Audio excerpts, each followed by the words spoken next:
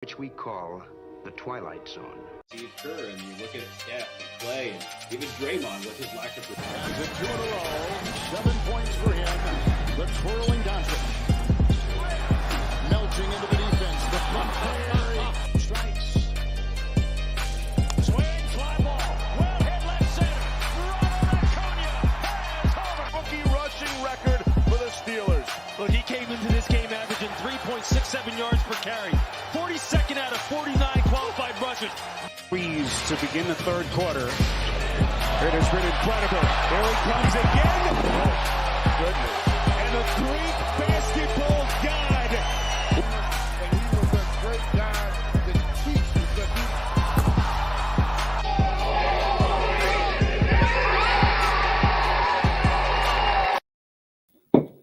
Welcome, Rally Towel Sports family. I'm Aaron. That's Corey. And together we are debuting the Generous Degenerates. Corey, how are you doing tonight, buddy? Oh, I'm doing great, man. I am pumped for this new show. It is going to be a blasty blast, to say the least. So I am very much looking forward to it. Let me fix my audio here. Started coming in hot with a romp. Great start. It's all. Hear how sexy that sounds. It's all uphill from here, baby. Yeah.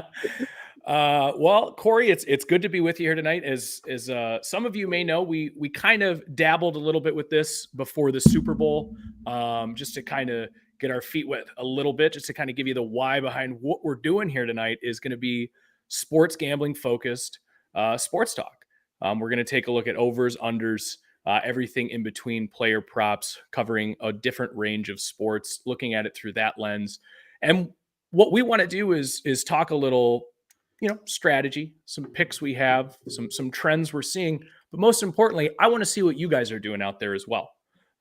Sports gambling is now covering, a lot of states, and of course the two states that me and Corey are in, Michigan and Ohio. So we wanted to cover it a little bit from that angle. Corey, as somebody who's had the sports gambling legal in Michigan for a little bit longer than I have, what are some things that you've been, enjoying getting out of it so far, just from a sports fan's perspective? Yeah, great point. And just real quick on your other point, the mission of this show is to be collaborative. We often say it on our other programs that, the Rally Towel Sports family is what makes these programs so great. So having, people jump in the chat and drop in, obviously you're listening to this on Spotify, you're only getting what we're telling you, but, some of the conversations that go around just, sports talk in general are really great in the chat. But again, hearing what your strategies are and what you're thinking on particular betting lines is really something that collectively as a group can make us all better and hopefully make us all more money when we're doing the sports gambling. Exactly. But I think in general, I have really enjoyed being able to gamble on sports just from my phone, just over the last couple of years. And what it has really done has kind of allowed me to watch sports in a different way.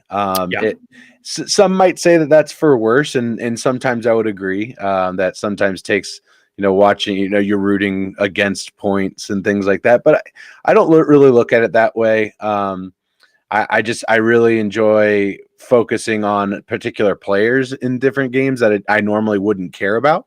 It allows me to appreciate different sports in different ways. Maybe I wouldn't have watched the Thunder versus the Spurs, but right. I'm really liking the over in this one, and so I'm going to be watching that game intently. Or like last night, we were interested in the Kings Thunder matchup in the NBA. Probably wouldn't have watched that. Maybe so. The Kings are on a bit of a hot streak right now, so maybe we would have tuned in a little bit. But it just allows you, or it gives you an avenue. It makes it easier, right? It's a conduit for you to ingest and consume sports more, which I'm sure all our significant others are like, yeah, you definitely need to watch more sports. You don't watch enough, so you should definitely do that. But no, in all seriousness, that's probably been my favorite part. What about you? Yeah, it's in the early goings, right? You've just you've just been introduced. We're 2 months in now. Yeah. And I had a little bit of experience before that. But we'll not worry about that part of it. But even when I wasn't actually gambling on sports here in Ohio, I was still consuming it through that lens of like, oh, that's interesting. The Clippers are -3 in this game. I wouldn't take that or whatever it might be, or look how low this over under is. That's surprising to me. These are two good teams. Oh, but by the way, just because they're good offensive teams doesn't mean they're not combined good defensive teams as well. And maybe I didn't predict that or see that going into the game. So it is interesting to just look at sports from that perspective. And just because we are going to be focusing on some gambling lines here does not mean that's the only topics we're going to be covering. Obviously, as everything comes up in the sports landscape, we will be taking a look at that stuff as well. But like you said there, Corey, we kind of want to ride with everybody, hopefully earn some money together. But how it's been in the short go here so far it's been fun, man. It's paying the price of admission to watch games that I wouldn't have watched anyway. I've watched some hockey. I've even watched a couple Premier League games on a Sunday just to, you throw a little money on it. You watch it a little bit differently. Now, of course, I'm not putting out anything that's significant or anything that I'm not afraid to just lose. And the way I look at it is, like you just said, I watched the Clippers Timberwolves game last night. Would I pay $5 to watch that? You know what I mean? Like if you look at it that way, it's not the end of the world. And as we continue to grow our bankroll, we'll be continuously, that's when you start taking, bigger bets. But I haven't thrown a ton of money into it. I'm positive from when, it's been legal here in Ohio, which is great. And I want to keep it that way. So we want to get smarter.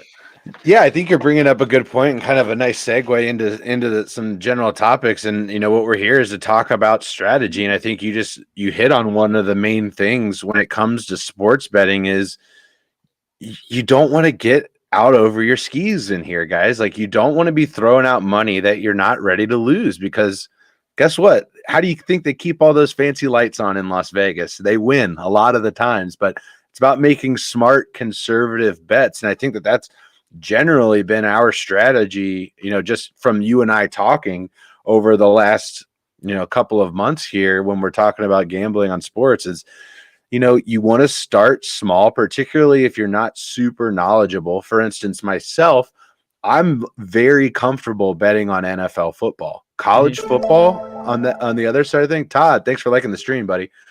And Tommy, thanks for jumping in the chat. We appreciate you and all of the Mafia Sports Report. So I'm much more comfortable betting on NFL. So I might be more willing to throw 2 units at a bet versus college football. I'll probably only throw half a unit at a bet. And what I mean by that is just your standard bet. You need to establish what's my standard bet that I'm going to be throwing out. And then that is then classified for your unit. So what is your comfort zone? Where are you coming in on these different things? My comfort zone actually varies based on what app I'm on because of how much I have deposited. I kind of do, as it was legal in Ohio, we got different promotions for signing up. So of course I'm going to take advantage of all of those. So I'm kind of playing it a little bit differently based on where I'm at. Listen, parlays are fun. They're great. They're not going to hit every time. In fact, they're not going to hit most of the time. Most times, right? They're fun, and it's when they hit, boy, is it like a drug, but that's kind of the problem with them. So really what I do, Corey, my strategy is it's 3% of my balance, is what I find to be a comfortable on a straight bet. So I'm typically around, that's my unit is typically just going to be 3% on just a standard -110, over under or spread bet. So, and I'm a little bit more conservative in that, where I would in football season, I would have probably been more in alignment with you, maybe even closer to somewhere around 5%. But now that we've gotten into basketball season, where most of my time has been focused on, in the beginning stages of basketball season, I was focused on football.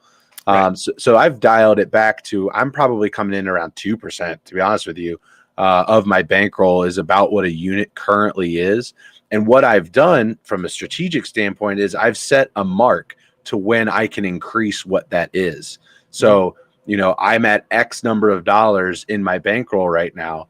I'm going to, my 1 unit bet right now is about 2% of that bankroll. Once I cross a certain threshold, having won certain bets, that I have then set a regiment for myself to then I can increase to 1.5 units or 2 units because I've demonstrated success in the strategies that I've employed. Is that kind of like where you're falling in on this shit too? So I'm definitely more confident on the NBA side of things, Sure. even during NFL season. Mhm.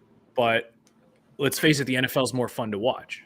So it's a lot tougher to restrain yourself during the NFL season. Right. For basketball, there's so much more and it's over so many more days. You have so much time during the NFL season to really dive in and study, okay, here's the Chiefs' tendencies on third down against teams that are top 10 defenses. I can do that between Monday and Sunday before educatingly making my pick. As you'll see here in the NBA, some like we were talking this morning, we want to make some picks for Thursday night TNT. We don't even have lines out yet. Yeah. So you have a lot quicker turnaround time. So that sounds all well and good on the better side to say, hey, I have a week to study this. So does the other side. And they, not only that, but they have the benefit of seeing what side the money is coming in on to adjust themselves as well. So while I do like the NFL and thanks Ryan for joining us here in the chat. I love this. Wendy Peppercorn even. I just having that time isn't necessarily a benefit. And I kind of like being able to turn around and making those daily bets on the NBA and saying, for instance, and I believe that streak is going to end today, Chicago Bulls in the last 10 games, the under is hit 9 times. So I'm just going to keep riding that until it is no longer profitable. So that's another strategy that, riding the current trends, what has been demonstrated. There's a reverse strategy to that, right? Like almost like the roulette strategy that I've talked about for a long time. There's a couple of different ways that you can play roulette, whether you're playing on the inside or the outside and like playing the numbers or playing, red or black, high or low, or the thirds bets on the roulette wheel. Sorry if I'm losing some people here, but there's the reverse strategy of that is you're watching the roulette wheel and you're seeing black, black, black, black, black, black, black up and down that screen. Myself, I'd be inclined, okay, I'm going to bet red. And then if red doesn't hit, I'm going to double down on red again because we all know that eventually red is going to hit. It's whether or not I have the bankroll to sustain it. So like transposing that to a current trend in the NBA, who's on the largest win streak of this entire regular season right now is the Milwaukee Bucks. I believe it's 14 in a row that they have won. Right. They're going to lose another game before the end of the season. Sure. When is that? Do you have the bankroll to sustain it? Maybe you start with a 0.5 unit bet, then double that down to a 2 unit bet. You know what I mean? Sure. They're eventually going to lose. So it's just, there's multiple different strategies that you can employ. And I think kind of one of the best things to do from, especially if you're just getting in is be flexible. Don't necessarily get yourself into just one type of avenue that I'm only going to bet this way and eventually it's going to work. Like recognize when it's not and start changing things up. Is that something that you do too? Yeah, I think another strategy would be don't be afraid to sit one out. If you feel like you're going cold as well, you don't have to bet on the next game. Yeah. You know what I mean? Take a step back. It's like not place, you might fold when you're not having the ante in poker, right? Because you're just not feeling your hand, and you don't have the big blind, so your right. Cost is nothing to that hand. Exactly. So that's always strategy. But to go back to your roulette analogy, I like it from the red, the white, or I'm sorry, the red, the black, or playing on the outside, even odd or anything like that. The great equalizer is the VIG for sports gambling, which is of course the 0 and the 000 on roulette, right? Yep. So you're going to get -110 odds on a normal spread bet, right? Right. Statistically, you're going to get 50-50 money on each side of that, which means regardless of the outcome, Vegas has already kept the lights on. Yep. So you need to be more than 50% successful in order to become at that point profitable. But Corey, the difference is when you're saying the red, black, or I've seen, 5 blacks in a row, I'm going to throw some money on the red to reverse it. You actually, the one thing I love about sports gambling as opposed to roulette is I can watch it with my own eyes. There's some nuance to why Black has won 5 times in a row. Right. You know Right. what I mean? So, Yep. so you feel like you have a little bit more control over these. And you absolutely do. I think you're 100% right there. You absolutely have more control. So that's where we want to be able to come on here, talk these things through. What are we seeing? What are we not seeing? And again, like we said, this is a gambling podcast, but at the same time, we're here to talk about all topics. But one thing we do want to mention is do this responsibly. This is a fun activity to do. And if it's not fun, we're not doing it right. Mm-hmm. We are not calling these locks by any means. We are not financial advisors, but we're going to come on here as a community to get better each week and to find out what we've learned and reconvene in that way. Yeah, absolutely. So Corey, there's a couple different ways we can go here. We got some sports coming up this week. I know you got some college basketball picks you want to get out on the airwaves. I know we want to talk a little golf. That's going to be consuming us this weekend here for the Arnold Palmer Invitational. Yeah. And of course, TNT Thursdays are going to be coming up. And of course, in the chat, if there's any games and if you want to talk NHL, you want to talk soccer, we might not know a ton. We'll take a swing at it, though. We'll take a swing at it, and I think it's worthwhile talking about, because that's the one thing about this is that's kind of how as somebody who doesn't have an NHL team, this is kind of a way to indoctrinate yourself into those other leagues that you don't have a natural rooting interest for. Yeah, dude, I honestly really like that point, because it's just, and another thing about that is, even if we're not super into, the NHL per se or MLS, the strategies that we're going to talk about on this show can be employed regardless of the sport, right? Because what we're not, like, what we are going to talk a little bit about gameplay and like what we saw on the court or what we saw out on the links and stuff like that in previous games, and how we think that's going to transition into their next matchups and things like that. We are going to talk about that, but what we're also going to talk about is trends. We're going to talk about what have we been seeing this team do against Vegas, and what have bettors been getting on that return on investment by betting on or against these teams. So the strategies, some of them can be employed regardless of, whether or not you're super entrenched in the NHL and all 3 lines on, every single team that's coming out there.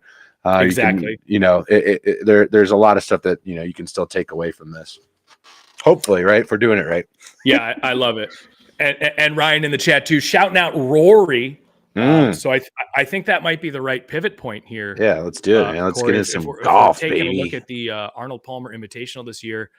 Before we get into our picks, just in general, and like we were talking about at the beginning of the show, when it comes to the strategy of it, there's a couple different ways you can bet on golf. Obviously, the outright winner is, in my opinion, it's a very tough bet to cash on. It is similar to like a 5-leg parlay, and that's why the odds are showing as such. It's not a bet I love to make unless there's some long shot that I don't, I think is being discounted, because even they could have the best round of their life and finish in second and clear $1 million.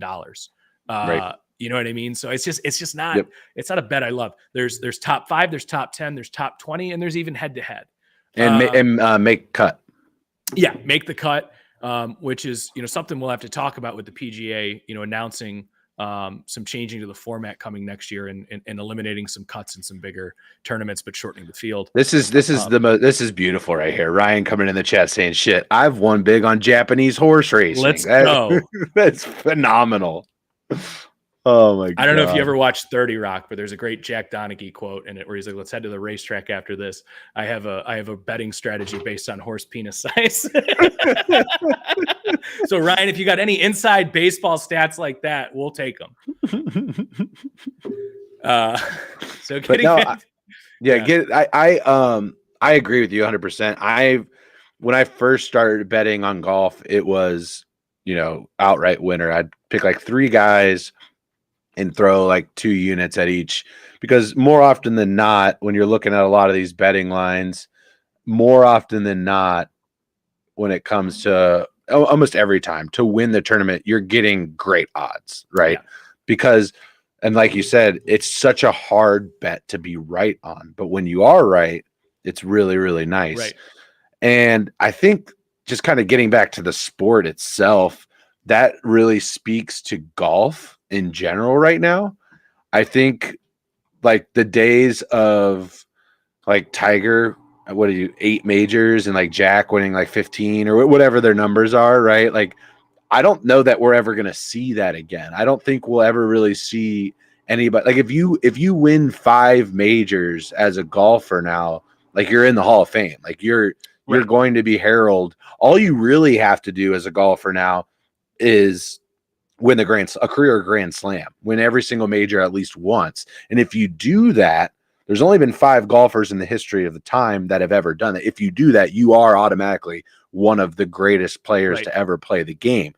And the reason why I don't think we're going to get like fucking, a Tiger, or like when Jordan Spieth came out on tour and like he won, what did he win? Like 2, 3, 4 majors in his first 2 years or 3 years or something ridiculous like that. And we're like, oh shit, here we go. The field is so competitive right now. There are so many amazing golfers. Like, literally everyone in the top like 50 is really good and can win any weekend if they're on their A game at that time. And how crazy is that to say with the immersion of live golf? There are guys that would be in this tournament that are ineligible because they're playing in a different league, and we're still saying that this is the most stacked that the tour has ever been. Yeah, and those are some top guys when you talk about Cam Smith, Dustin Johnson, exactly. So Bryson Brooks, sure, exactly. Yeah. Those are certainly some big names. So that's kind of wild to see, but I completely agree with you. And that's what makes golf really, really exciting. And it's not that you can't bet on the outright winner. You can, you can, but the strategy I would advise is let's watch Thursday, let's watch Friday, let's get to the cut, and then maybe I'm seeing somebody who now has better. I have better visuals on them playing the course 2 times through. Mm-hmm. Now, I'm obviously going to get worse odds than doing it at the beginning, but you're going to have no idea to where even throw that. You don't even know where the board is to throw the dart at. Right. At that and I think point. From a strategy standpoint, when you're doing that, like, it'd be really easy to just be like, all right, who's at the top of the leaderboard? I'm getting plus odds on, like, let's say Scotty Scheffler after 2 days is sitting at the top of the leaderboard. Could very well happen. Right. He's the defending champ at the Arnold Palmer Invitational, won at Bay Hill last year. Went on to that was, I think, his second ever win on tour, and then just went on a tear that year. Obviously, he's the number 1 golfer in the world, or no, and he's number 2, I believe, behind John Rahm, but went on to win the Masters and things like that. Scheffler still won, I think. Is he still won? Okay. So. They change it too much. Yeah. Well, yeah. I mean, it changes every week, just depending on how many points they get and all this stuff. But regardless, if I'm seeing Scotty at the top, I'm probably not taking Scotty to win the tournament. It is Rahm to Scheffler. It is Rahm. Yeah, okay. So I'm probably not taking Scotty or whomever is sitting at the top of the leaderboard there, because one, it's a long shot either way. Like, anybody I pick is a long shot. It's also very, very hard. It can be done. It's very, very hard to put together 4 really good rounds of golf. Again, right. People can do it, but it's not likely. So you're telling me, okay, at the end of Friday, Scotty Scheffler is sitting there at the top of the leaderboard, but I've seen, I don't know, Matt Fitzpatrick has been playing really good, and he had a really, really good Friday. He went -5 on the day, and now he's 4 strokes off the lead, and I'm getting way better value at a Fitzpatrick bet than I am going to be at a Scheffler bet. I'm probably going to go with Fitzpatrick going into the weekend just because of the value. Both are long shot bets. You're going to get plus odds on all of them. Take the one that gives you even more juice, right?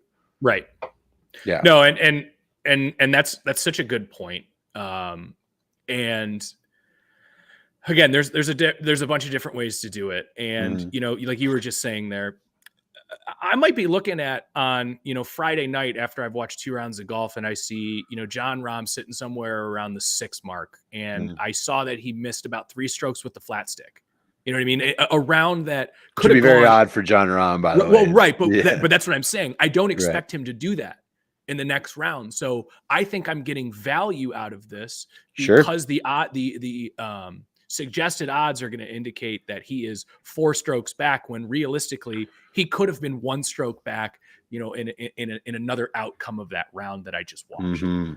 So it's always important to it's where the eye test meets the implied odds. So I'm not one to just blindly sit down and say, all right, this guy's plus 450. I like that. I'm just going to throw money at it.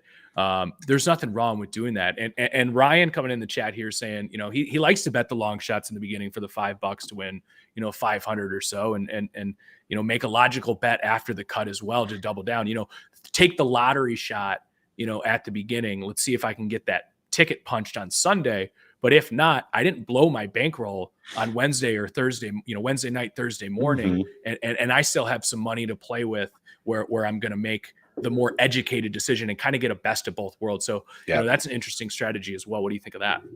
Yeah, I like that. I mean, if you're going to do it, again, just keep it low. And I think there is almost more value. If you're going to make that bet on a Thursday morning or a Wednesday night, like if you're going to place that bet tonight, it makes a lot of sense to do it more so on a long shot just because of the juice. Again, all of these are long shot bets, guys. Like picking a guy to win the tournament on a Wednesday night or a Thursday morning before tee time, it's a very tough thing to do. So get your bang for your buck if you're going to throw that Hail Mary. Yeah, and just like we're not going to unit shame on this pod, I'm not going to strategy shame either. So if you want to be the guy who wants to punch lotto tickets, as long as you're doing it responsibly and within your financial means, there's nothing wrong with that. Corey, I liken it to somebody like Adam Dunn, right? There's nothing wrong with hitting 212 if you're hitting 40 dingers. Yeah, so, absolutely. And Ryan resonates. That's a long career. Ryan, as a Reds fan, is going to resonate with that one in the chat for sure. That's a hell of an analogy right there, Aaron. Way to play to the audience, buddy. Bring them in. There's nothing wrong with that. No, I 100%. What works best for you.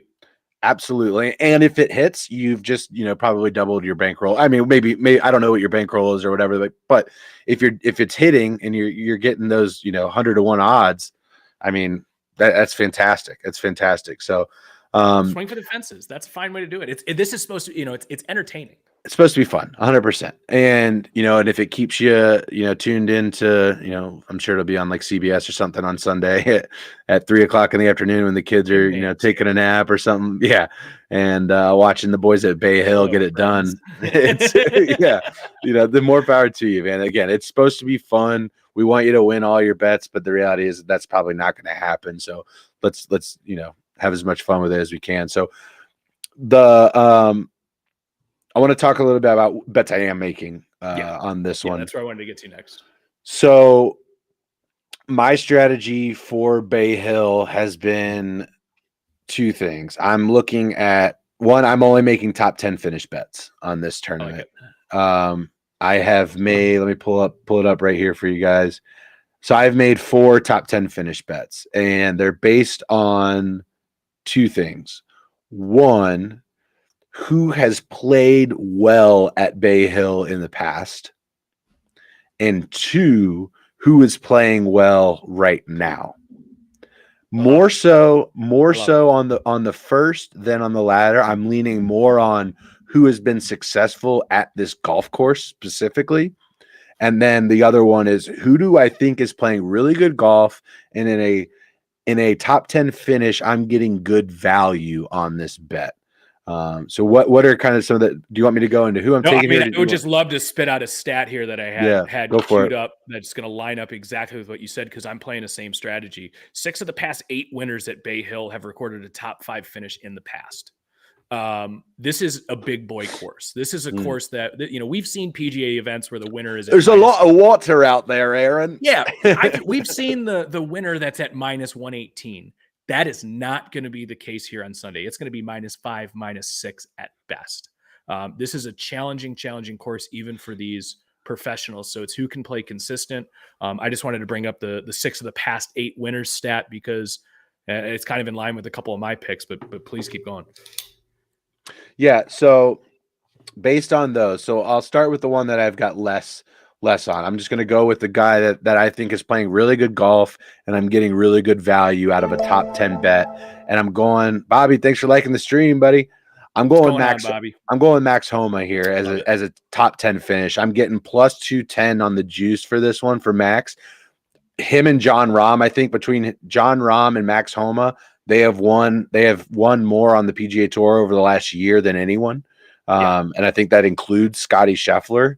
So I'm leaning on Max here. He played really, really well in the Genesis Open as well. I believe he came in with a second or third place finish there, just behind John Rahm, who won the tournament.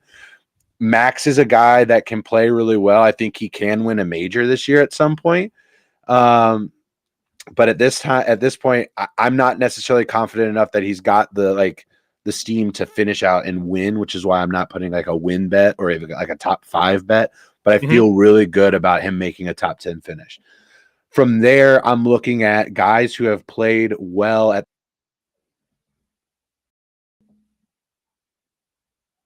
Yeah.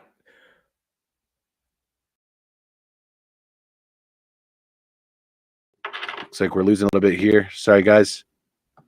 Sorry about that, everybody. I'm not sure what happened there, but we kind of glitched there. But we're back. Anyway, so that leads me to the defending champ of the Arnold Palmer Invitational, and that's Scotty Scheffler. I'm getting plus 110 on Scotty Scheffler, not to win. Again, I'm not betting on him to win, just finish in the top 10. And what was your drop your stat again one more time on the six of the last 8 winners at Bay Hill have in their career recorded top 5 finishes at that course. Great stat, and it just leads me to believe that anybody that's played well there in the past, they've got a good chance of making it into the top 10. Next one, and weather concerns as well. Sorry, there's some weather concerns as well. Interesting, at least for the forecast for it, and you're always going to want to favor the top, like you said. I'm with you. I'm not really looking at any outright winners for this one, and I like what you're saying there, man. I don't know that I can back you on the Scheffler one, because plus 110 just isn't good enough value for me for so many players in the field. I get it. You know what I mean? And he's playing fantastic. He's playing absolutely fantastic. But like we said, this is just such a crowded field that I would be surprised if he doesn't finish top 10. But I would very well happen. It's more of like that's kind of like a cornerstone bet in my opinion on this one, just because Scotty, and he's played so well over the last year and a half, and that's kind of where the logic behind that one to me is, and there's nothing wrong with it, but the way I would view Scheffler in this round, top 10, maybe top 20. A top 20 I'm sure on, but I'm going to use that to pad a parlay. One I'm not as confident in, but let me move these odds up a little bit, because I'm 98% sure Scheffler's going to finish in the top 20. Have you watched Full Swing on Netflix? Yeah, I did watch it. It was very, very interesting. Dude, I've got like 2 episodes left. That is such a fucking good show. I mean, so entertaining. And Scotty, I mean, you just have to fall in love with some of these guys when you're watching. Like, I think the first episode, when, for those of you don't know what I'm talking about, it's a docu-series on golfers on the PGA Tour. Jordan Spieth, Justin Thomas, Scotty Scheffler, Dustin Johnson, Brooks Koepka, Joel Damon. There's tons of these guys. Tony Finau, there's Matt Fitzpatrick, on and on, right? And they just kind of highlight parts of their year last year. And one of the ones watching JT win the PGA last year, and just kind of, since he's been grinding since 2017, 2018, since he won his last one. Right. And just kind of breaking down on the side of the green. I mean, golf is just a really exciting sport right now. And it's just been, or are we old, Aaron? Which is it? There is definitely a mixed bag there, because I did not watch golf like this. Now, granted, something like Full Swing does a good job of, bringing you in on these, because I feel like the PGA has not done a very good job. And I'm certainly not pro live golf, but I'm pro live golf in the sense of what it's making the PGA do. And at least there you are. You know what I mean? Because I want it to be the PGA Tour, but they shouldn't have needed something to make these guys more forward facing. Do I need to hear Baba Booey on the television while I'm taking a nap? No, I don't need the frat boy culture necessarily in golf. I can still be a purist in that regard. But having stuff like the Waste Management Tour and which they've had for a while. But having stuff like that as an outlet for that type of culture is completely fine in my books. Yeah, I think you get it in a couple of spots, right? You get it at the Ryder Cup as well. You get a ton Tahoe. of that. Yeah, you get a lot of that. And a really cool thing and I 100% agree with you about the Live Tour. It's a necessary evil right now as a fan of golf, because any entity that is allowed to run unchecked, for long periods of time, there's going to be inherent flaws because there's no reason for them to change, right? And one of the flaws is the tour minimum or lack thereof on the PGA, and the name, image, likeness that the players don't have control over. Like, for instance, there's like a Phil Mickelson quote where he's like,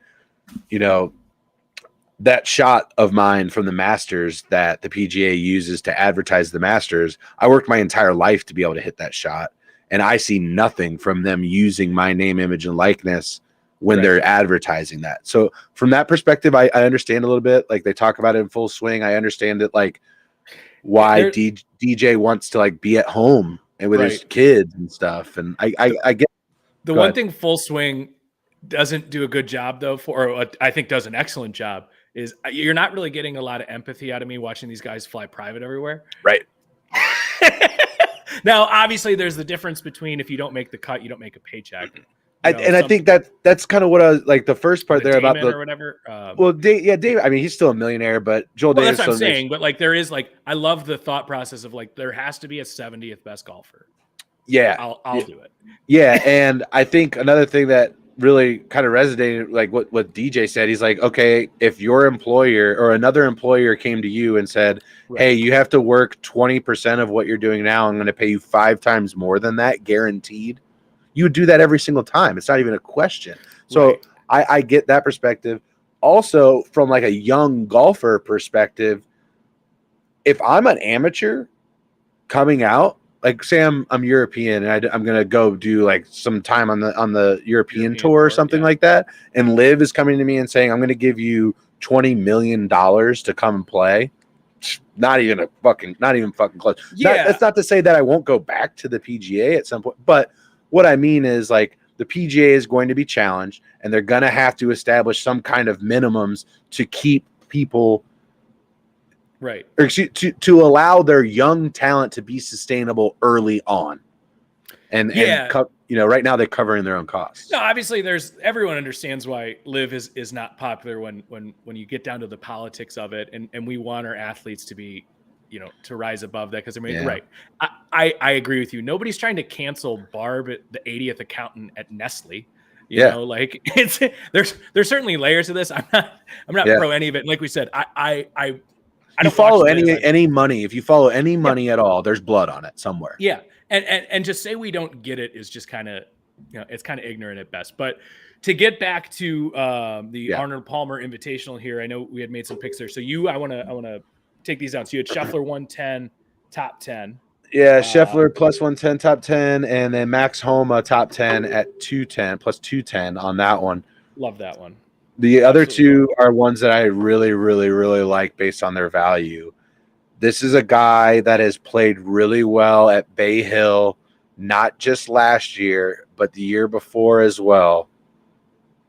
I'm going Tyrrell Hatton at a top 10 finish at plus 300. Runner-up last year at Bay Hill. Hatton plays great golf. He's experienced. He's been here plenty of times, and as I just mentioned, has performed well. So at plus 300, top 10 finish, that feels really good. This is a little bit more of my long shot, a value bet. Another guy that finished top 10, I believe, last year, if I'm not mistaken, might have been the year prior. Billy Horschel at plus 750, top 10 finish. I believe he had a top 10 finish, like I said, if not last year, the year before. And he's a Gator, so I got a little bit of love for Billy. Billy is, and that's another thing too, is try not to bet with your heart and a little bit more with your head. But it does make it more fun when I'm throwing one unit down on Billy Horschel to make a top 10. And I just think that he is a fucking hilarious character for golf. Yeah. He's just fun, and I enjoy when he does well. There's this time they were playing, I think it was the U.S. Open or the British Open. I forget which one it was. and the greens were like almost aerated at this point. Right. And you're watching the ball dribble down the green, and Billy Horschel is like doing an interview afterward. He's like, I mean, I'll be honest with you. This is absolutely atrocious that the USGA is putting us out here. This is a major. We're playing a major on this course right now. Just absolutely ripping into the superintendent on national TV. Yeah, and like we said, man, again, it's got to be fun. But when you're the difference between betting 3 outright winners and betting 3 top 10s, obviously you're getting lower odds on the top 10s, but all of those can hit. Every time you bet more than one outright winner, your implied odds are going down. So. Yep. You have to factor that as well. Now, rarely is it going to hit like that, and when it does, you'll wish you threw it in a parlay. But all 3 of your top 10s or 4, that can all happen. Yeah. So if you're throwing money down on Billy, even if it's like half of what you normally do, just because it's more long shot odds, but it's going to make me more engaged to watch this over the weekend. Nothing wrong with that. Yeah. Nothing wrong with that. What you got? A couple picks I have for the API here is, Ryan had mentioned it before. I'm only throwing this one out here just to throw an outright winner. I like Rory at plus 900. This is going to be, again, I think this is going to be a course that is going to test everybody for 4 straight days. And I think Rory does a very good job of playing in the middle, if that makes sense, as opposed to having one round where he's, just has an amazing round that helps carry him, and the other rounds might be even or +1 even. Because again, I think this is going to be a tournament where somebody at even -4 can walk away with the cup. So that's kind of how I'm looking at this one. And Rory just seems to be a guy that after the cut and on those Sundays, he can come back from 2 or 3 strokes. Because I think even if you are in the, let's say in the 20 range on Sunday, you can have an electric 66 and win this thing, because you're really only going to have to make up 3 to 4 strokes. It's one thing when you're sitting at -10 and the leader's at -19. I think the difference is going to be the leader is going to be at like -3, and you might be at, middle of the packet, even or -1. Yeah, I'll be interested to see how aggressive they're going to play, and what I really want to see what 36 holes looks like on the scoreboard for sure. Seeing if like you're saying, are we getting close to double digits from what from what your research is implying? If we're seeing -9, that's a killer round out here at Bay Hill. Yeah, no, absolutely. And obviously make sure you're following us on Twitter, rally_towel_s. Corey, the other channels as well are, we're going to throw some stuff out, but we're going to keep the picks rolling through the weekend.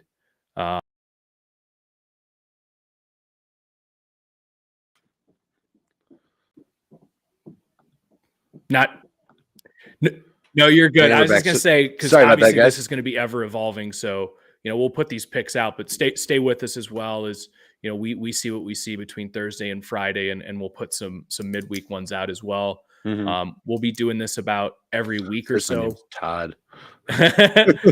We'll be doing this about every week or so, but obviously with sports gambling, it is a pantry that needs to be restocked often.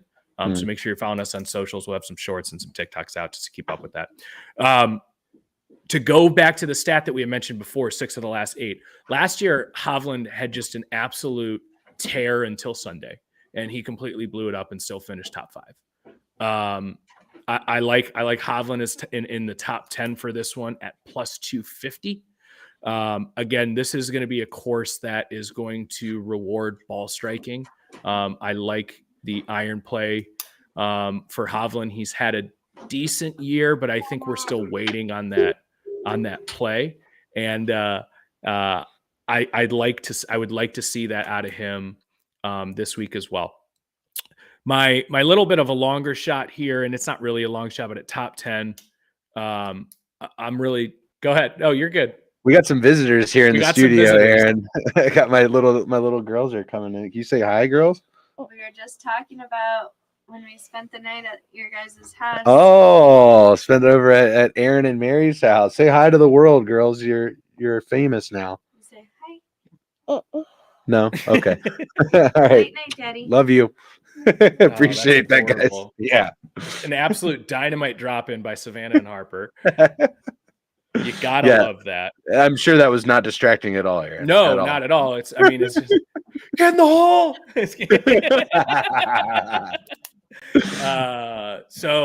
Anyway, Hovland blew it up, and still finished top 5. Did he last year? Top 5. So again, same thing. I want guys, especially in recent years, who have shown that they can play this course well. Hovland's been a perennial top 10, top 20 guy. I like him a lot for this particular tournament. The other play I really like in the top 10 is Chris Kirk at plus 450. Again, another top 5 finish for last year. Had the absolutely sensational comeback win last week for the Honda Invitational. And at plus 450, again, those are just implied odds that I like. I think those should be closer to about 375. It's not a play. Obviously the Honda tournament last week was field was depleted. Yeah, everybody's getting up for this. Rahm. Everyone was getting up for this. So certainly that has something to do with it. But I'll take a little bit of momentum going into this one at plus 450 for a guy who has shown he can finish top 5 in this tournament. Yeah. The other one I really like here, and this is more of a prop play, Corey, but on MGM you can bet on the top ranking nationality. So American, right. Canadian, Australian. I am going to take Hovland. I'm going to double down on it at plus 350 as the top continental European, where basically the only person he has to beat out is Rahm. Now, again, so continental European is excluding Northern Ireland, England, Scotland, right? Right. So, and Ireland, sorry. Right. So again, Rahm is without a doubt the best player in the field. I think he was like plus 100. Like those aren't odds I'm going to touch. But what I really, really like about this bet is, golf is golf. I guarantee you Rahm is going to finish in the top 20 of this one. But let's just say they both have subpar weekends. And, Rahm finishes 20th, Hovland finishes 17th, and every other continental European finishes behind him. There isn't a ton on, weren't a ton. There are other big names there. This is basically just a bet that I'm going to get that jockeying wise, he's just going to finish ahead of him. And again, at 350, I just like the odds on that one. Yeah, the thing that scares me about that is that I think Rahm definitely has something that Hovland doesn't, and that is that kind of like MJ killer mentality when it comes to the clutch gene. Rahm's lining up over a 70-footer at the Genesis Open, and he knocks it down to take the lead over Max Homa, having just dropped a stroke the hole or two prior, and that's the kind of stuff that Rahm can do, and he's got to fall off the horse at some point, right? Maintaining that consistent level of just winning all the time. It can't happen all the time, right? Maybe it's this weekend at the API, but that does scare, because especially if we're coming into the turn on Sunday and they're both up there. Just, Rahm's always a guy that, I feel can close it out like a thoroughbred, coming down the back. So I 100% agree. Yeah. But the value, I think the value of the bet is 100%. So I'm obviously, those are not even bets for me. I have more units on Hovland plus 250 just to finish top 10. Yeah. Okay. But let's put it this way. Let's just say Rahm finishes 6th, Hovland finishes 5th. Both of those now hit. Mm-hmm. So it was just a different way to bet on Hovland in this round, where again, I think Rahm is going to beat him this weekend. Obviously I'm bringing my top 10 odds down a little bit, but even at Hovland plus 210, I don't hate it. Yeah. I dig it. No, that's great. So that's golf, unless there's anything else you want to touch on here. But of course, as we said, we're gonna keep up with this tournament throughout the weekend as well. We'll probably have some additional, I guess after cut picks, unless there's anything you want to, dabble No, in just right now I'll kind of plug an event that we've just launched. If you follow us on Facebook, you've probably seen this, that we've created we are going to be doing our annual Masters pool as well. So obviously, the API is kind of a gear up for the players, and the players is kind of a gear up for the Masters. And it's that time of year, man. You can feel it. Yeah, we're getting some really, really good golf tournaments coming this way, and obviously, the players is a huge tournament. I think being, if I'm not mistaken, like the third largest purse available on tour, if not the fifth, something like that. Anyway, it's the other major basically, but. When the Masters comes around, everybody knows, it's springtime, Easter's on its way, March Madness, is wrapping up, and it's just opening day and everything. The Masters is just an event. It is a tradition unlike any other. And go ahead. So the Masters pool that we'll be doing, it's a $25 entry fee. You get to select 6 golfers from the field based on world ranking. So you get to select 1 top 10 golfer, 2 golfers ranked from 11 to 25, and then 3 more golfers from the remainder of the field. The way we decide the winner is whichever team collectively makes the most money at the Masters, collects the most purse, that team then wins. So $25 entry is a 10% fundraiser. I know we do a lot of charitable work. This one is going to be a 10% fundraiser for Rally Towel Sports. We pour a lot of our own money and stuff into this, but none of this is going into our pocket. We're going to put it all right back into the podcast to make this platform better for everybody that loves to enjoy Rally Towel Sports. So we appreciate everybody that's going to be participating, but we'll have more details on that to come for sure.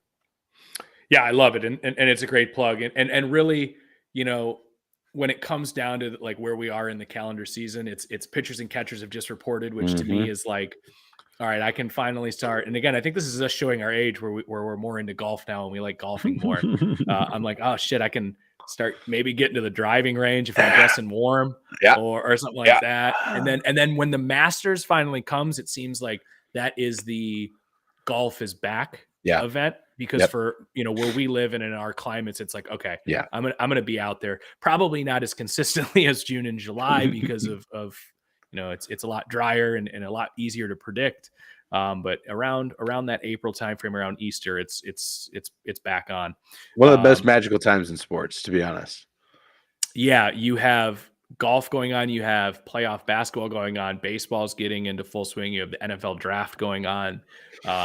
Free agency has already come through. It's been wild. We're about to get into it. And I love it. So the Arnold Palmer Invitational, that kind of wraps our picks on these. Again, let us know what you guys like, whether it be here in the chat, reach out to us on the socials. Definitely want to hear your picks because, again, we all want to get better as gamblers. I think the larger the think take we can create as a group, the better we're all going to be. So we appreciate anybody who's out there. We want to celebrate with you too, man. Exactly. That's the other thing too, is betting is better when you have people to ride with. And what's funny, Corey, is you had mentioned at the top of the show too, is it's a way to watch games that you wouldn't be watching. And really, isn't it not just the kind of a similar feeling that you get when playing fantasy football? Because I might not want to watch, Titans, Jaguars this week. But I got Derrick Henry going, so I'm going to stay up for Sunday night, or I'm going to stay up for Thursday night football and watch this game. And I know that from Sunday to Thursday. It's on Thursday night. It's on Thursday night. So, but that's long sports gambling, right? You're putting a block of money in order to, and that's another thing we'll touch on too. Is there's futures bets in sports. Don't have anything prepared for tonight, but we'll definitely touch on that stuff. If there's anything futures wise in any leagues that you guys want to touch on, just let us know. Basically anything that's even, sports gambling adjacent, we're down to talk about. So Corey, I think that's a good segue because, for you, you're more of a college basketball guy and it's March 1.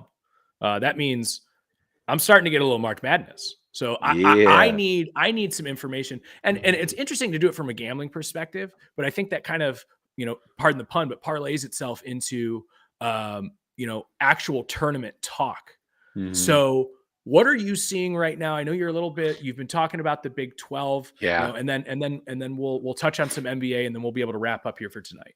Yeah, I've really fallen in love with Big 12 basketball over the last couple of weeks, and just as I started to watch a little bit more, I just think that just as a conference as a whole, and I'm an SEC fan, so I'm not biased here, but just watching these teams and the way that they're playing, some of the most complete teams in college basketball are out of the Big 12. Sure. And so what a better way than to kind of lean into it with a couple of marquee matchups that we've got this weekend. And again, we don't have lines out, we don't have over or unders or anything like that. But I'm getting 3 teams out of these 2 matchups that I'm going to list here that I've really enjoyed watching. The first one is going to be a 2:00 game. Kansas State, number 11, Kansas State, going on the road to take on Bobby Huggs and the West Virginia Mountaineers. West Virginia, if they win this game, they're right now, I think they're in. Right now, as of right now, I think they're in. If they win this game, they're absolutely in the tournament. Tons riding on the line here for the Mountaineers. And just watching them over the last couple of weeks, you can tell that they're playing like their season is on the line because, well, frankly, it is. And like I said, a win here almost locks it in. On the other side of the coin, Kansas State. Kansas State might be one of the most complete teams in college basketball right now. They have 2 guys on the court, led by Keontae Johnson. Obviously, I'm a softie for him. Transferred out of Florida last year. Great basketball player. He's leading the way right now, projected as a mid-second round draft pick coming out of his senior year. So nothing special there as of right now. Now, obviously, we can see how that changes. Like when you're looking at like a guy like Abaji, and the way that he performed in the tournament last year got him up into a first round, and obviously pre-draft, the different things that take place there. So guy that I'm watching for there. On the other side, West Virginia, Eric Stevens. This is like every year they just find that like token white dude that they just love and throw him. Like it was the guy from fucking St. Peter's last year that they're like the Dougie dude that they're just always throwing this like Right.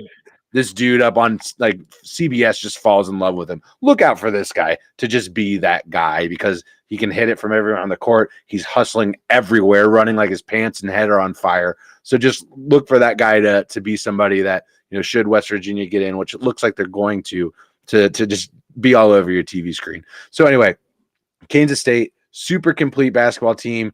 They play this like 2-3 zone, and they're very, very, very good at it. Great coaching matchup here as well. Sure. And if I'm honestly, just because of like the importance of this matchup for West Virginia, and they're at home, that crowd is going to be amped. They've been playing really good basketball as of late. If I'm getting West Virginia and the points in this one, I'm probably going to take it because I think they might win it outright as well. So interesting. I'll throw a couple stats out here that I have in front of me for this game. Obviously, like you said, we don't have a listed over under. We don't have a listed point spread just yet. Again, we'll probably shoot those out as those come available. For the spread this year, Kansas State is 19-10 against it. West Virginia is an even 15-15. Not a ton there. They're 5-5 in their last 10. Kansas State 6-4. One of the things I would touch on for this game is, as you had mentioned, the spread is the over. Ted, thanks for liking the stream, man. Yeah, thanks, man. I'm going to touch on the over under here, which again we don't have a line on yet, but just taking a look at some trends for this game. Kansas State has gone under the last 3 games. West Virginia has gone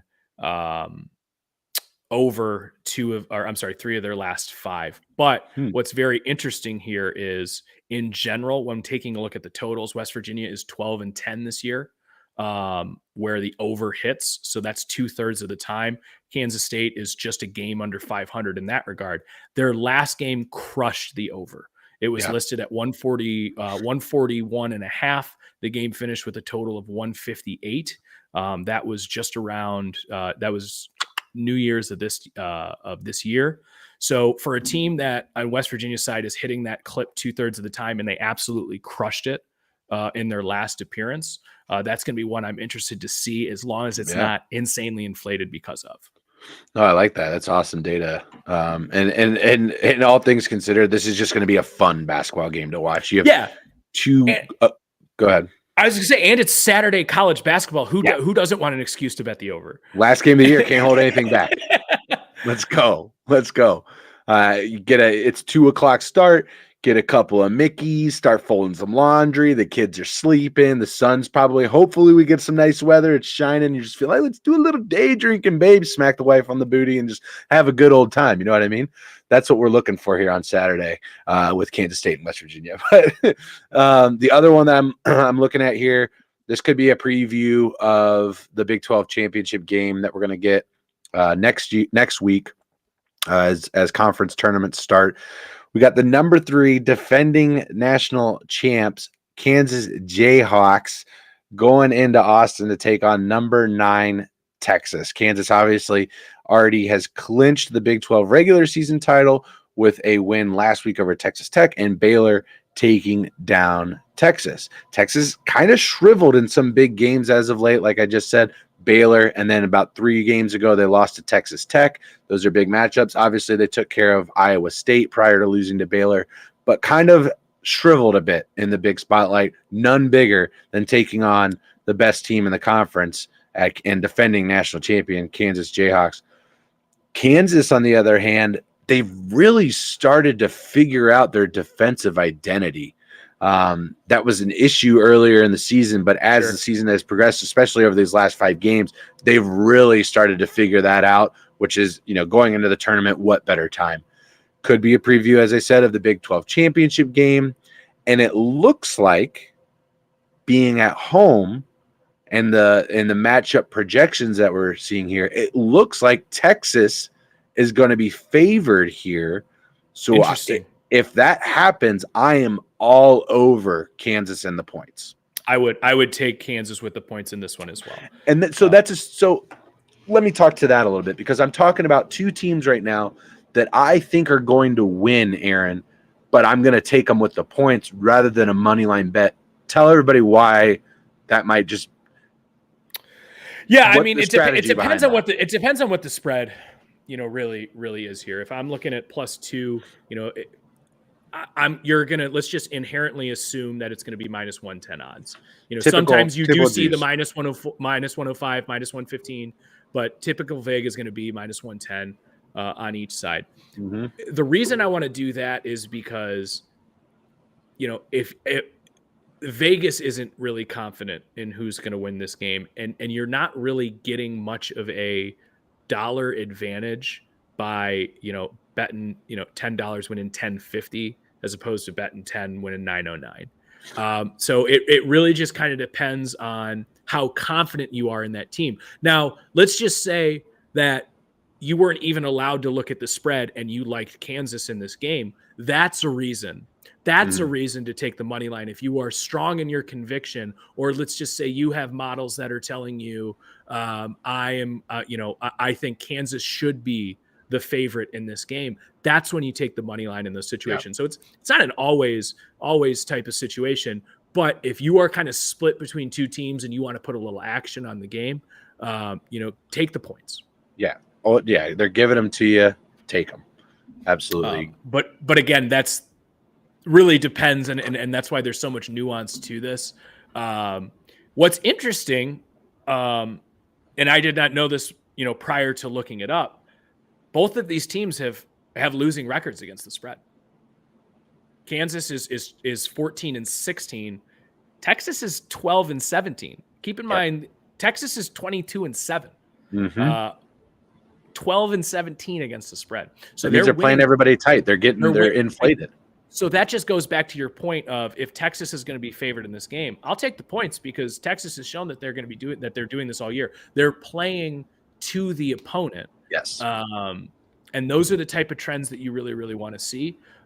For reference, Kansas is 7 for a team that is 14-16 against the spread, 7-3 in their last 10.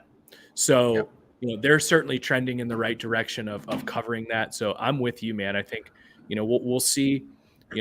right to change based on thinking the spread comes out too crazy. But as we've done our picks before for football, typically when we think Vegas is wrong, we're wrong. So, you can trust that. And I as well like Kansas, but we'll put the official picks out this weekend as well.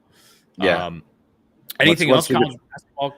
Yeah, just real quick, just because we're talking about Kansas, I have made some futures bets on national championships. So I'll just I love it. Yeah, I can throw those out as well. This is based on information. Since 2002, the team that has won the national championship has been top 40 in both offense and defense. Okay. There's only six teams that have that ranking right now. Kansas Jayhawks, the UCLA Bruins, the University of Connecticut Huskies, the Alabama Crimson Tide, I'm blanking here, the Houston Cougars, right, and odds. The Creighton Blue Jays are the only teams that fall into that category. So I didn't pick all six because, as we indicated earlier, you're getting inherently worse odds as only one of these teams is going to come out and cut down the nets at the end of March Madness. I have placed it on UCLA at plus 1,200. Okay, so you're at better. So they're at plus about 1092 average right now. Kansas I made these about a week and a half. That's what I say. Yeah. Kansas Jayhawks plus 1,200. Okay. Creighton Blue Jays plus 3,000. Just based on that statistic and the value alone, I had to throw 2.5 units at this one, which is what I did on the rest of these bets as well. Yeah, I mean, I love the Creighton pick because when you pull a stat out of top 40, both offense and defense, Houston, all these teams that are going to be, top odds here are probably going to fall into that category as well. So what's the longest shot of that trend? That's the lotto ticket I'm willing to buy. Exactly, which is why I cashed one there for Creighton, or hopefully cash one. I punched one. Especially when March it's wild, right? We know that about March Madness. Yep, absolutely. Creighton looking to be like a 5 seed right now, so that's going to be a tough road, but it's happened. It's absolutely happened before. And a team that I think has done it from a 5 seed, if I'm not mistaken, this is my last futures bet. And Corey, let's say they make the Final Four. If you can parlay cash out, or I'm sorry, you can cash out or you can hedge against it. Yeah, absolutely. The final one, like I said, I believe they won from a 5 seed, if I'm not mistaken. Maybe it was a 4. University of Connecticut, the Huskies. I got them as well at plus 1,800 to win the national championship. So those are my 4 futures right now. We got UConn, UCLA, Creighton, and repeating the Kansas Jayhawks. I might be you might have sold me to throw a little bit of action down on Creighton there. I like that a lot. I'm not going to insult our listeners by making picks because I haven't dove in head first into. I usually do that around conference championship time. I love watching the games. I like kind of getting a nice little inversion of it, if you will, of who's playing and who's playing well. I'm not a great college basketball handicapper, but just like any sports fan, I love March Madness. And what I've really done there is like I looked at pedigree a lot when I was making those picks. So 3 out of 4 of those picks have been there, done that. Obviously, UCLA, the most winningest sports franchise in the history of sports. And then we've got Kansas, obviously have won it last year. UConn has won, I think, 2 national championships in the last decade or something like that. So we've got teams there that have done it before. And then I've got my long shot. Interesting. I like that.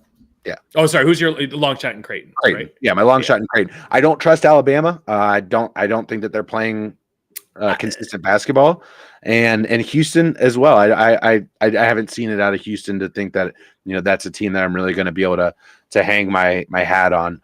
A good plug as well for right now for another charitable event that we're going to be doing. This is going to be raising money for charity, the National Association for Mental Illness. We are going to be doing a March Madness bracket tournament. 50% of all proceeds will be going to, again, the NAMI. So more details on that to come. And again, that's why they call us the Generous Degenerates. That's right. No, we want to make sure we're helping everybody out as well. Absolutely. So I was curious while you're bringing that up, because something else I always want to know going into March Madness is where the hell is it? It's in Houston this year. Yeah. So, Yep. obviously Houston is going to have a big advantage if they can make it to the Final Four. Sure. But maybe some of those Southern teams as well. Who's going to travel well to there? Kansas travels amazing. Kansas travels everywhere. Yeah, I mean that's all they have, right? It's literally like rock chalk Jayhawk, and then there's like a giant Van Gogh sunflower painting in the middle of nowhere. That's like a roadside attraction. That's pretty much the only things in the state of Kansas, I'm pretty sure. So yeah. I'm not going to speak to that because I would like people of Kansas to listen to the show. So I just fired him up. I just fired him up. I picked him to win the national championship last year, too. I'm with you. So. And again, I've made the caveat of do not take my college basketball opinions as solemn, but I'm kind of perspective. You've got a different perspective, and that's what we're here to do as well, is gather as many of those as possible. Well, I'm just with you on the Alabama thing. There's just I just can't look at Alabama and go basketball. I don't know what it is about it, but that's just there's always that team every year that is, a 1, a 2, or a 3 seed where you're like, not buying it, not buying it. Yep. And there's usually 2 or 3 of those teams. So I'm not saying that they won't make the Sweet 16 or they won't make the Elite 8 or hell, even the Final Four. I'd be very, very surprised to see them win. That's a sucker's bet to me, just because you're getting less than 1,000 odds for a team that has never been there before. And granted, a lot of these guys are college freshmen. None of them have ever been. These are young kids. None of them, or a lot of them, have not been there before. Yep. But there is something about the pedigree. They could very well not even win the SEC tournament next week. The Blue Bloods. Yeah, right. Like Tennessee could very well just walk out. Sure, exactly.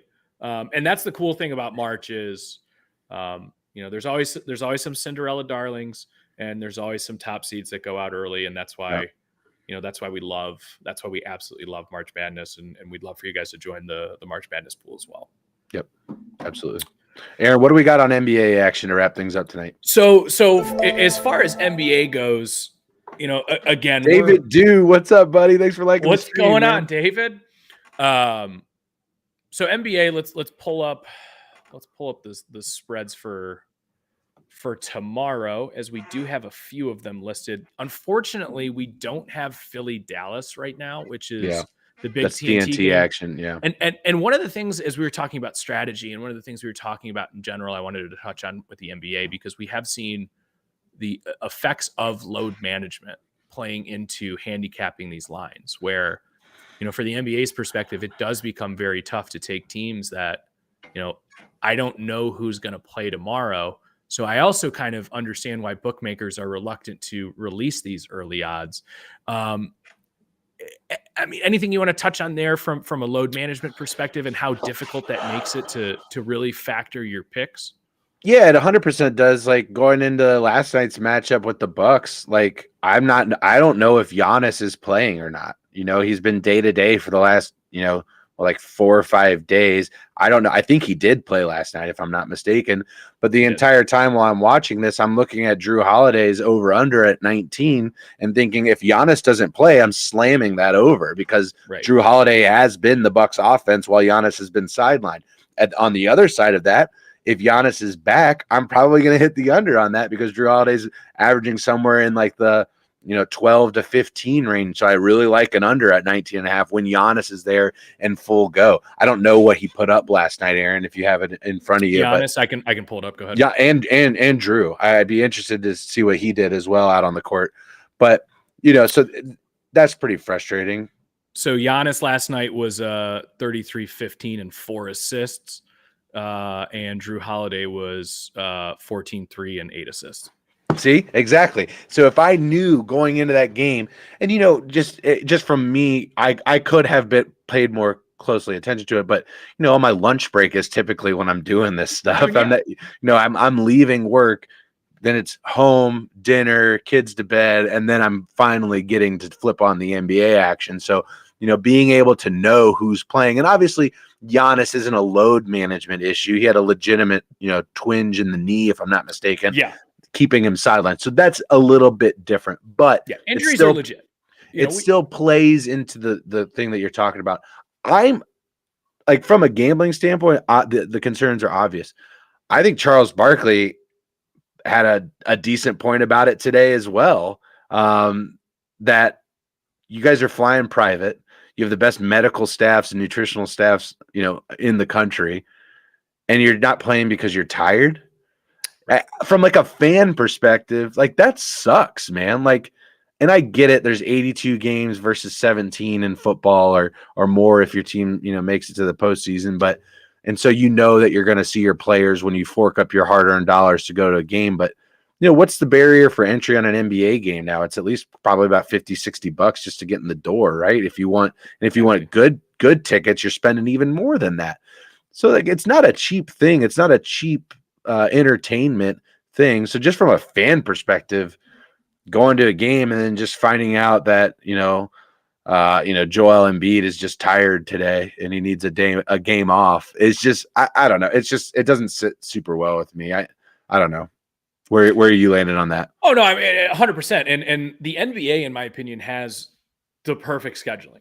You play every team at least once on your home court, right? And that's the part that becomes very frustrating when you have teams like Golden State or Milwaukee or Los Angeles, both of them, where you have these guys that people shell out money to go see, whether it be LeBron, Giannis, Steph. And again, I am not knocking any type of legitimate injury. Obviously Luka with Dallas as well, but I'm not knocking any kind of legitimate injury. And that's kind of the problem too, is it's like as a cross-sport analogy in football, the faking an injury to get like a free timeout. Like it's kind of hard to sit here and say you're not injured. You know what I mean? Like that's a very, very hard line to cross because you can't really get yourself inside somebody else's body to tell them how they feel. But we also know that there is there is that problem and like theatrics. We've seen theatrics that we have seen in the NBA. Thank you. So, when we're capping these lines, there's different ways to look at it. And just like with anything, it's how do I reverse this and how do I find a little bit of value in there?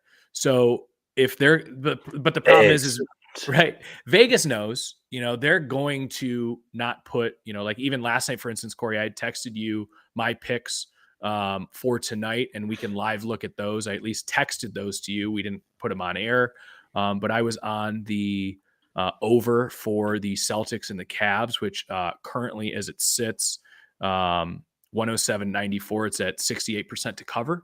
And then I had the Magic at plus 7.5 against the Bucks. Right now they're down 11 in the third quarter. So, that's still in play as well. So I like to get on these early, but I don't like to place them the second I think it's a good pick. Yeah. So for instance, last night I was not able to bet on the total for the Cavs Celtics. It was locked on all of my apps. The initial line that I saw posted on, Action Network and where you can still get lines was 3 points higher than where it ended up. So I was getting 3 points from where I was already comfortable. So when I woke up and saw that in the morning, I jumped on it. Yeah. So what I recommend doing is, taking a look and just throwing it in your notes app before bed, look at it and see what that line movement was. And if it ended in the direction or gave you a little bit more of an advantage, maybe think about taking a look at placing that. But also keep in mind, there's a reason the line moved in the other direction of what you were initially thinking. Absolutely. So again, you got to play those smart. And I think just kind of to that point, Aaron, you mentioned, throw it in your notes app. Like you have to want to get better at this too in order to see the results. Like if you're just pulling up your FanDuel or MGM or Caesar, whatever app you're using to sports bet, if you're just pulling it up and just doing this and throwing darts at the board, you're gonna lose money. And quick. You will quickly oh, that looks good, and I like this team, and oh, this is one of my favorite players. Let's bet the over here. Yeah, it's entertaining, but you're gonna pay for that entertainment. And you're gonna pay for it quickly. No, 100%. It's probably a topic I actually don't want to burn tonight, maybe just to prelude for next week. Sure. Beware the boost. Sure. Vegas doesn't just hand out now promotions to get you going when they're in a new state because want you to want you to feel it and they want you to feel what winning feels like early. If the Cavs score 1 point tonight, you win. Dude, lock. There's a reason they max you out at $50. Yeah. Now, the same thing with the boosts, okay? If they weren't confident, and this is the cynic in me, and I don't have any hardline evidence to back this up, but they want money to go to the other side. Sure. That's why they're giving you the boost. I want to save that topic for next week because let's do it. Yeah. I don't want to burn through everything, especially when we're at an hour 20 here. Sure. But just to anyone has any ideas for topics as well, please throw them in the chat or tweet them at us. So big games tomorrow. Philly, Dallas. Again, we do not have a line on that, but there were just a couple things I wanted to touch on for this game. Guardrails. Have conviction and have beliefs in how you bet. One of my guardrails is I don't like to bet on teams that are coming on a back-to-back. I don't like to bet on them. I will bet against them. If I like a pick in a vacuum and they're coming off a back-to-back, I'm very confident in that pick against them. I like it. It looks like the early indication is that Dallas is going to be favored in this game. Yeah. Now, Philly is going to be coming off of a back-to-back, but of course I had to look it up, and they're 6-2 on back-to-backs this year. So, oh, boy. But here's my point. It's okay to sit it out. Yeah. I'm going to trust my guardrail on this one. My heart says Philly, but this to me is a stay away because of my guardrails, even though the stats are indicating to me that Philly is just fine playing on no rest. Yeah, and I got some stuff on this one as well, Aaron. So like you said, likely that we're going to get plus odds on the Sixers here. You're going to get points. Mavericks are reeling. They've lost 4 out of their last 5 games. Mm-hmm. Another thing, the Mavs are the 4th best team to bet on not to cover, over 14% ROI. Or excuse me, they're the 2nd best team, 4th best team to bet on. 14% ROI betting on the Mavs not to cover. For some perspective on that, Houston is the best team to bet on not to cover at 20% ROI. Against the spread this season, Dallas is 24-37-2 against the spread. So if you're getting plus points for a team that you think might just win outright, kind of the points we were talking about earlier, particularly if you're concerned about those guardrails that you have set up about not betting on a team for back-to-back. If you're going to get points on these guys, I'm talking about the Sixers, pretty good thing. And also Dallas, 2nd best team to bet on against to lose outright. Over 15% ROI. Golden State, the best return on investment. And what we mean on that is the VIG, the juice. What are you giving up to bet against Dallas money line on your bet? So minus 118, minus 120, whatever you're getting to bet against them. They're the 2nd best team to do it with a 15% ROI, and Golden State being the best at 18%. Yeah, everything about the stats is going to be lining up to the Philly spread, even without knowing what it is right now. I think I would guess like 2.5. I was going to say plus 2.5. Yeah, probably is what you're going to see opening. Dallas, even just at home this year, is 11-19 and 2 pushes against the spread. Don't like it. Their overall record against the spread is horrendous. Meanwhile, Philly is a comfortable 10 games above 500 against the spread. I don't like the back-to-back. It's the same thing, Corey. It was the one that I threw out in the chat, right? The Raptors had beat the Cavs outright in the last 3 games, and they were getting 7.5 points, right? I'm a Cavs fan. I got the hat on right now. They're losing right now. It's unfortunate. But you almost kind of know your own team a little better. I was like, I've watched these guys play against the Raptors. Their length matches up with our length very well, and it's just a bad matchup for us. But what was the one caveat I threw out when I made that prediction? Toronto's on a back-to-back. And that's why you stick to your guardrails, and I didn't that time, and I'm going to this time. A couple other things that I really like for tomorrow's slate is taking a look at the Toronto-Washington game. For Toronto, they are, give me 1 second here. The under has hit in their last 4 games. So they're 4 out of their last 5 for the under. Washington, the over hit last game. Their previous 4 games, the under had hit. So again, another 4 out of 5. Head to head for these two teams, which goes 1 game this year, and then 4 games since the last 2 years. The under has hit in the last 5 games. Okay. So again, it's a pick for the trend here. I don't know, I've watched a good amount of Toronto Raptors. I have not watched a ton of Washington this year, but there is a trend that is taking place here. Toronto just played against the Bulls, where I think both teams were in the 80s. I'm going to take the under, and it's sitting at 223.5, which is not nothing. It's definitely below league average when it comes to over unders, especially with the way seeing them around like 240 right now. Somewhere you're in that seeing range. them around the 230 range, mid 230 range, or probably low 230 range. But the point being, I don't think either one of these teams have a guy who's going to necessarily go off for 40. And I'm going to take the under here. Just betting on the trends. And again, this is me throwing out these ideas to see if we can, as a group, get better. If this isn't working, or obviously these aren't locks, right? The goal as a sports gambler is I want to win 55% of the time. I want to become profitable. Yep. So that's my pick there. Any thoughts on that or anything? No, I like it. And just on that strategy in general, I think, again, keeping your units low when you're exploring these new strategies. And if you get the return, if you stub your toe, it doesn't mean don't keep walking down that road, because you might hit it. But if you keep stubbing your toe, recognize that, pull back and try and go at a different strategy, or think about it in a different way. Because like we talked about, this isn't gambling on roulette. This isn't playing blackjack against the house where the odds are stacked against you. You can make an informed decision based on trends, based on what you're seeing and watching the sport.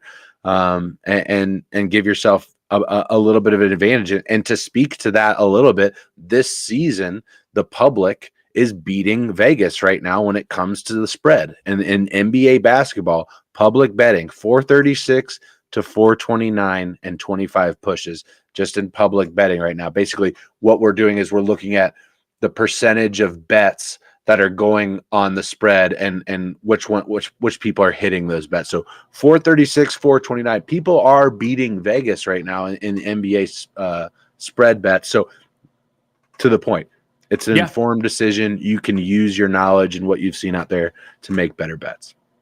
No, I absolutely love it. Another one that I'm riding for tomorrow is in the Pacers against the Spurs. Again, this is a great example of why we like sports gambling, right? I don't give a shit about the Pacers or the Spurs. Care at all. The only thing good about the Pacers is they have probably the second best rookie in the league. Right. And here's the thing. I love watching Halliburton. I'm a big fan of his. They're a young team, but that's kind of the point here is they're a year at least off.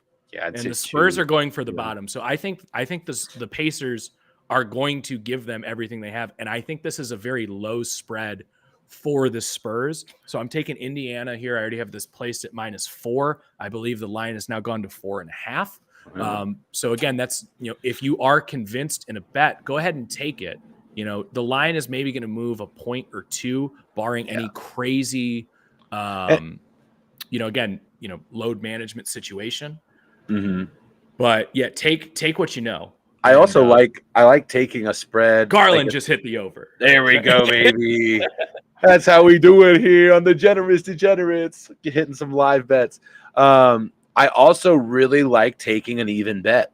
Like if I'm getting a spread at 4, I'm more inclined to take that just because there's an opportunity for a push. Right. You know what I mean? I love an opportunity for even a bet push. too. Yeah. An even bet. I love the opportunity for a push because, again, the goal, I personally, my goal is to not lose money. That's my goal. That's my goal too. Not lose money, right? And if I have the opportunity to not lose money on an individual bet, I love that bet. That just makes it even more appealing to me. Even to broaden that out, when like last night I went 3-3 in my NBA picks. I was pretty happy about it. You know what I mean? Because that is now moving that forward. Okay. Yep. I didn't make anything. I didn't lose anything. But exactly, so what a good time. So, well, I guess you lose a little bit, but the point is you want to consistently go 500 and above. Anyways, so I'm on the -4 here, but I want to give a little bit of reason behind it. So San Antonio, we know, they are 15-47 this year against the spread. They're 25-37. So they're not just a bad team; they're losing bad. The Pacers, on the other hand, are 28-35, 34-29 against the spread. Yeah. So Indiana is a team to me that is right on the cusp of competing for that play-in game next year. I like what they have with their roster. I like Halliburton a lot. San Antonio is dumpster fire. They're going for Wembley, and I don't blame them for doing it. But this is not a game that San Antonio is going to have a 12-point spread against the Pacers, or I'm sorry, against the Sixers, and they backdoor cover this. No, I think Indiana takes it to them, and I think they take it to them early. I like those type of matchups when you can find them, where a 4-point spread. Now, granted, San Antonio's at home, but who's really coming out to watch this team, especially at this point in the season, past the All-Star break? Indiana still has something to play for. They're not trying to contend for the number 1 overall pick. They're trying to build into what they're going to get next season. Love the Pacers at -4 tomorrow night. Yeah, and plus they got the Brahmas there in San Antonio, so they're all tuned into the XFL, baby. Oh, that's fantastic. Last pick I'll make here, and unless anything catches my eye once a couple more trends come out. And that's the other thing too that stinks about the way load management is now is I love to dabble in the player props as well. Yeah. You're not really getting those until about 3 hours before tip off. I made a bet on an Luke under. Is out. Kyrie's over under is going to skyrocket. I made a bet on an under, and the guy didn't even fucking play. So at least they void those. That's great. But actually, of course they do that. What I do like that they do is they void it for if you make a 4-leg parlay and your guy doesn't play, at least we're getting 3. Last bet I'll leave with for tomorrow is the over in the Clippers Golden State game, which I was able to get at 231.5. It is still sitting there right now if this interests you at all. But to kind of give you a couple of the reasons why here, taking a look at the total, Golden State is 10 games over 500 with 2 pushes as the over-under. Los Angeles is below that, but they're 6-4 in their last 10. But here's the one thing I do like about it. I think their over-under record is skewed a little bit because of the fact that you didn't have Kawhi early in the year. Paul George had been out a little bit. Here's the factor I like the most. Russell Westbrook is playing significant minutes for the Los Angeles Clippers, and that's bad defensive play. This is a division game. Golden State is not out of this by any means. They just have been down Steph Curry, but they are a team that is still contending for playoff spot. Both of these teams are contending for, are we in the play-in or are we not in the play-in?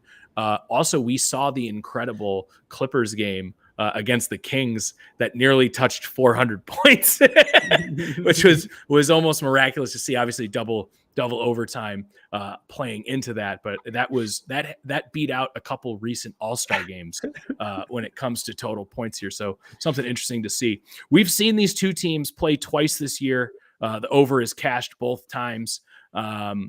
A 134-124 game with the Clippers winning, a 124-107 game with Golden State winning. I'm going to keep riding on that. I'm going to take the over in this game, as well as it's a TNT Thursday night game, West Coast. Jordan Poole, not a great defender, playing significant minutes. I think this is a game too that is as a prop bet market. I would probably take also, I'd have to take a look at it. If it's 1.5, I'm hammering it. If it's 2.5, I'm thinking about it for Paul George 3-pointers made. Love it. Absolutely love it. And obviously, if you don't already, head on over to Twitter at rally_towel_s. Follow us there. We're going to be publishing, our picks. We're not calling any of these locks, but what we do want to do is share what we've talked about tonight so that you can, have an easy resource and go back if you're like, I really like what some of these bets that these guys are saying. If you're listening to us on Spotify or whatever, you'll have a resource to go back and look at some of these bets that we talked about tonight. TikTok, we're making TikToks, and subscribe to us on YouTube as well. If you're not comfortable with the TikTok app. We'll be making YouTube Y'all shorts. as well. TikToking? Yeah, y'all TikToking over there. But plenty I'll of be doing plenty of- pics. Corey will be doing dances. Yeah, exactly. So go ahead and follow us on all platforms to be able to easily access these resources. I did want to plug one more thing before we wrap things up here for the night, Aaron. I know you all have been used to us coming on Wednesday nights. We're actually going to be on Thursday nights as well. Tomorrow, we are bringing back the beloved Ring 'em Up podcast. This is our baseball show. Todd and Bobby getting back to the roots and going to be having a lot of fun content talking about the new rules in baseball, obviously the pitch clock and everything going along with that. They've done some historic lineups talking about best shortstops of all time or all-time 2000s lineups and stuff. A lot of fun, especially to watch it live. So make sure you subscribe on YouTube, hit that little bell, and tune in tomorrow night for Ring 'em Up with You know who Todd loves the and Ring 'em Bobby. Up podcast? Joe West. Yeah, absolutely tune into that tomorrow. We're really excited. We're all still going to be collaborating together with the conclusion of the NFL season. We want to be able to give you guys more topics as we do get into the basketball, baseball parts of the season. We'll probably be jumping on each other's, be mixing it around as well. We just wanted to be able to provide you guys more content, but of course we all have lives as well. So if you guys want to start throwing money our way and we can make this a full-time thing, we'll be on here 7 nights a week. But absolutely. Until then, wanting to do it as strategically as possible. And Bobby and Todd are going to be absolutely bringing it tomorrow night. So definitely excited to tune in for that. Absolutely. Corey, anything else we got to touch on here, gambling wise or how we feeling? I mean, gambling wise, no, I think we covered a lot of good stuff tonight. A lot of good strategy stuff that we'll probably repeat a lot as we're talking about here. A lot of things, maybe they'll change. Maybe we'll can some stuff, but that's part of the process here, is getting us into a platform where we're able to talk about our different gambling strategies, hear what your gambling strategies are, and just try and get better. One thing I did want to talk about, though, it's not gambling related. It's actually NFL related. I just got the Browns biggest get the Hall of Fame game. Yeah, very cool. Very cool. Biggest fan boner hearing Duke Tobin talk at media day in regards to the T. Higgins. If you didn't hear it, reporter says, hey, a lot of talk about the Bengals looking to shop and trade T. Higgins. Essentially what he said is it's a bit ridiculous hearing all of this. T. Higgins is a great piece for the Bengals. If you want a good wide receiver, go get one your own. Go get one on your own, basically, is what he said. And for everything that had been talked about, the Bengals looking to shop him and not going to be able to re-sign him and Chase and Burrow and stuff like that. As a fan of the Bengals, you hear that, you're just like, oh, fuck yeah, let's go, baby. Absolutely what you want to hear. So pretty cool. Yeah, I mean, of course, as a Bengals fan, that's exactly what you want to hear. Let's see it put into practice a little bit. Yeah, let's see it happen, right? You know what I mean? And let's not forget here that T. Higgins is the first of the dominoes to fall of the guys on that offense that need to get paid. Him and Joe Burrow, but yeah. Well, but he's eligible for this year, but he's still. Or is Higgins? So him and Burrow are both eligible this year. Higgins does not. Higgins was a second-round pick. He doesn't have a. That's why, because he doesn't have the fifth. Yeah, Okay. So that's he is more of a necessity in that regard. However, I think both of them probably get done this offseason. Yeah. No, I'm sure. And here's the other thing too to keep in mind for the Bengals. You're hitting at a good time because and obviously as a Browns fan, I had mentioned this with the Deshaun piece of it for different reasons, of course. Cap's about to go up. I'm not really concerned about what the cap looks like today. Hell, we even saw it skyrise this year just from a post, let's call it a post sports COVID world. Yeah. So, I totally understand it from your guys' perspective. Why I'd be excited about that. Anytime the GM comes out and makes a fucking wrestling announcement where he's like, I got something to say to you, brother. And you're like, let's go. Yeah, I'm not going anywhere. He's fucking Jordan Belfort walking around up there. Aaron lost his mic. He's Jordan Belfort walking around going, I'm not fucking going anywhere. Absolutely Wolf of Wall Street moment there. 100%. Fantastic. We got you back. Yeah, we're back. I accidentally got too jacked up. You got excited and fucked this mic. Let's go. I got something to say to you, brother.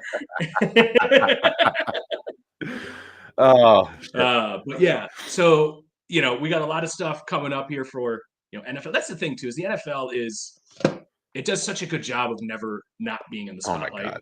And this is probably the only time, and at least we still are like post Super Bowl. We're not even a month away from when the Super Bowl was. I believe March 15th, free agency opens up. About a month from there, you got the draft coming up. So which is in where is it? Kansas City. Kansas City. Yeah. They don't give a shit this year. Like the draft, that's for losers. Yeah. I didn't know they had that still. I haven't watched the draft and oh my God. That's gonna be a ghost town. Great sports town. People travel. It's a fun town too. Kansas City's a fairly good central location for airport is miserable. It is miserable. I've never been there. No amenities. Now, let me be clear. You can show up 30 minutes for your flight and be fine. You walk, you get dropped off, you walk in, there's security, and then there is your gate. Literally, you can see your gate walking into the front doors of the airport.